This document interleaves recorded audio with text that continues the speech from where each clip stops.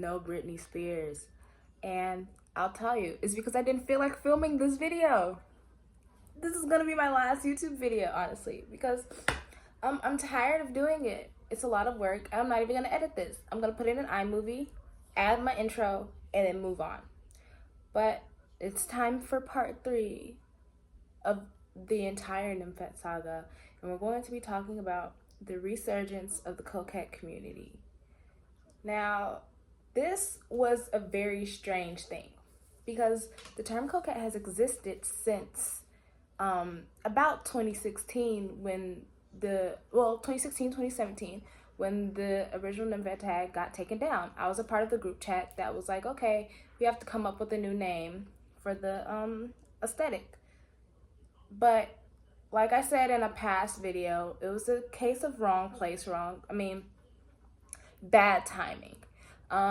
The wound was a little too fresh. Not too many people were hip to move and change names, which, whatever, who cares? But around the summer of 2020,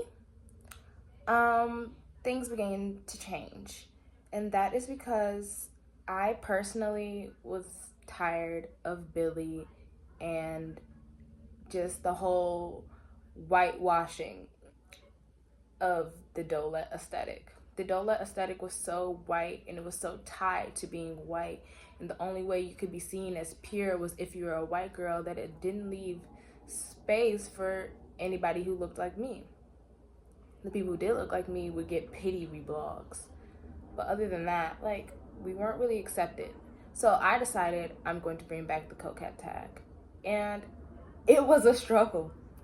It was a struggle because not only did I have to get all of the Dolette girls out because they were tagging their images with it, and I really wanted to make a clear distinction between Dolette and Coquette. Dolette is an entirely new aesthetic. It really has no association with the Nymphette aesthetic.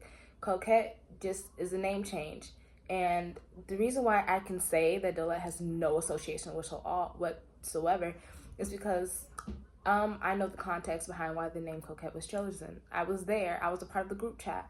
It was me and like 10 other girls that no longer use Tumblr. And so I know the origins of that. It was never to create a new aesthetic. It was just to give it a new name. The Dolette aesthetic was made to be an entirely different aesthetic, but she wanted the clout that came with the Nymphette aesthetic, so she decided to move all the girls who were in the Nymphette aesthetic and then told them it was Dolette so that she could get more followers. That's really what it was. Anyways, the rebuilding the Coquette aesthetic was very, very difficult because for the longest time it was just me. It was just me filling the tags and spamming them so that it would be active. And it became a point where I would create starter blogs of like different subtypes or like just very basic starter blogs, and I would give them out to girls. And it was a very slow going at first. The very first one was a vintage themed one, and then it just kept progressing, and I was able to bring more people from the Dolette side to the Coquette aesthetic because a lot of them had the same feelings that I did. And I also restarted Instagram, and that is where the big boom in the Coquette aesthetic really came. A lot of the girls in there now are from Instagram. Some of them were blogs that I gave them. It's not the majority though. It's a very small percentage used the blogs that I gave them, but majority of them came just from simple word of mouth, and it spread. So the amount of people in there now, we have like 2 to 3 new blogs a day compared to back then when it was like me. It was just me. And my YouTube videos also had a big hand in it, I'm gonna say, because a lot of people like slowly caught on to those. And I think the biggest aspect of it is a combination of Instagram and Jamie Loftus's Lolita podcast. Me, Skylar Rain, and Miss Lola were featured in it, and it brought a lot more attention onto it. And there's also a new podcast called the Nymphette Alumni, and you can tell that they were former like Nymphets, and they have been witnessing the rise of it under the Coquette name as well. And a lot of the Coquette aesthetic was built on, well, it was initially, I'm going to be honest, it was initially built on celebrating Black girlhood, because when I came back, as I said in my last video, it was mainly white girls, and only white girlhood was accepted. If you were a Black girl experiencing like your girlhood in a way that's uniquely Black and specific to Black culture, you were not accepted. So I started with a big emphasis on Black girlhood. And another user, Rosie Peach, she was another person who helped me build the tag up. Well, I'm not gonna say help me, but I'm gonna say like we built it together, because both of us felt the same way while we were in Billy's group chat. She just wasn't as active like talking as I was, but like she felt the same way. And so we both kind of banded together to make it more active. We would post a bunch of Black girls, other girls of color, like K-pop idols, because their aesthetics fit very well too. And so it was really based on not having a specific look, but more so about personality. It was about being carefree. It was about being flirty. It was about being fun. Like, it was really never about having a certain look. And on Instagram and Twitter, there's two very distinct styles going on. Instagram is following Alita Simone, who is a racist, and she's anti-Semitic, so let's start there. But a lot of it has to do with her old trailer trash key wet kitten aesthetic. So you'll see flamingos, messy hair, huge wonky lashes, and blown up doll lips. Like, I think that is the look majority of the girls on Instagram are going for. And there's also the fairy grunge aesthetic going on that you'll see. On Tumblr, it's a little bit more varied. I will say for a long while, the Tumblr community was very much ran by the alternative girls. Lots of goth and grunge girls were really at the forefront. And I think part of that has to do with just, one, this is happening during the pandemic. So, you know, fashion and personality is just very different, and people want to rebel. And so I think alternative subcultures, and with the rise of TikTok, are like at the forefront now. So I think that's part of it. And I also think part of it is just rebelling against that ultra soft femininity, because I think the grunge and the goth girls are still very, very, very feminine, but it's more of a like snarling, clawed nails like type of femininity. It's more, I don't want to say aggressive, but it's more in your face. It's less soft and dainty. It's more, I'm taking control of my narrative. I'm taking control of myself. It's this aloofness. It's like, instead of reclaiming your girlhood, it's reclaiming your teenage years. That's what I can really say it is, because a lot of us feel kind of lost, because so many of us are teenagers during this pandemic, whether or not you're in your early teens or your late teens like I am. A lot of us feel like if we already had bad teenage years while we were in high school, we're feeling like we're really losing out on the last chance to have fun as a teenager. And so it's become a big rebellious thing. It's being an angsty, rebellious teen all over again. And some people never really had the chance to be an angsty, rebellious teen, so they're taking the chance now that they're in their 20s. So I think that's why the grunge and goth subcultures were very, very huge. But I will say the style is more varied on Tumblr than it is on Instagram. The Instagram girls, unfortunately, are suffering from a same face syndrome, where they all kind of look the same. And I'm not saying this as a way to like degrade them at all. I don't want that to be the takeaway from this. I just think that they're all very young. So I think it's just a youth thing where you want to figure out who you are, and the easiest way to do that is to try and look like someone else. And so there's a big thing right now where everyone kind of has the same face and the same aesthetic on Instagram. And I just hope that they manage to find out what they truly like for themselves and figure out how to like love how they look like themselves. The Coquette community on Tumblr is growing way bigger than I ever thought it was again. And like, for trends, we may or may not have single-handedly brought back Los Angeles apparel from the dead. We were doing so much I don't want to say promo, but we're like, yeah, Los Angeles Apparel is selling this and this and this. Let's all get them. And so a big trend right now is bringing back the tennis skirt. We're actually, it's a really strange thing. There's a lot of 2014 aesthetics coming back, and I think again it's because of the pandemic and we're nostalgic for a simpler time. You know, everyone's like re-listening to Lana Del Rey's old albums. We're re-listening to The Neighborhood. We're wearing tennis skirts and Mary Janes.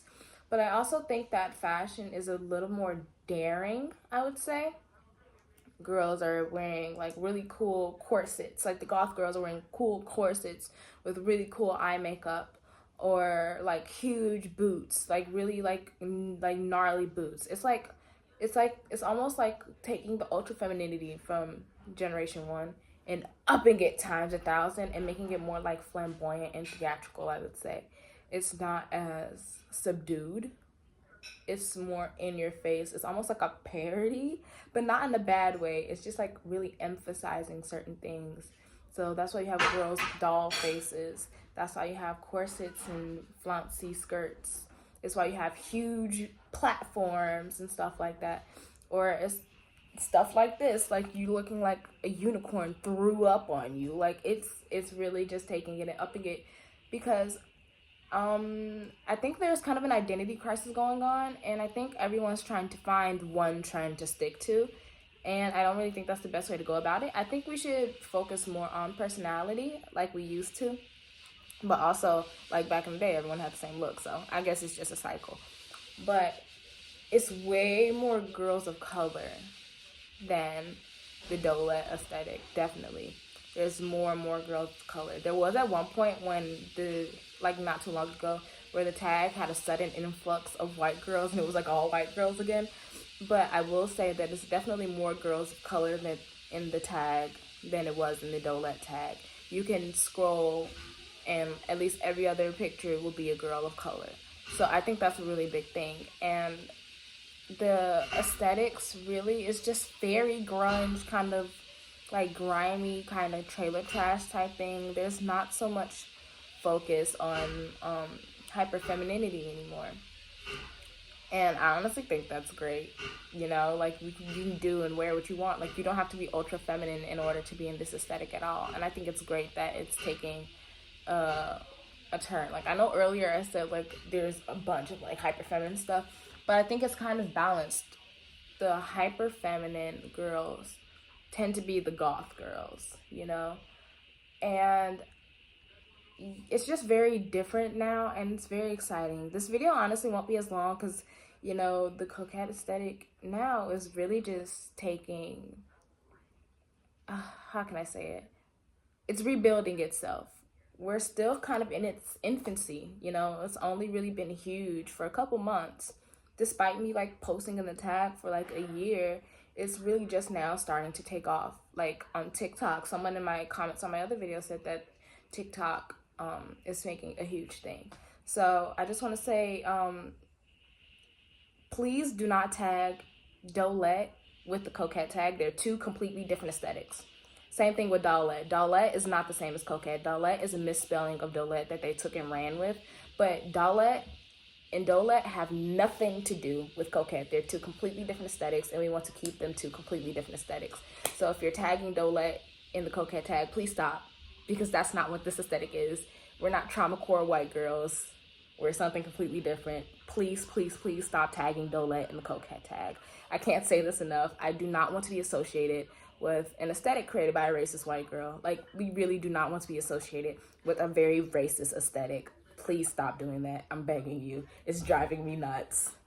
But yeah, like Coquette tag is very much thriving on Tumblr. We went from 1K people following the Coquette tag to 2K people following the Coquette tag in like a little under a year.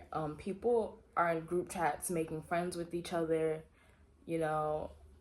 Nymphet Babes, Coquette Hearts, and Trailer Trash Fairies are the three biggest group chats.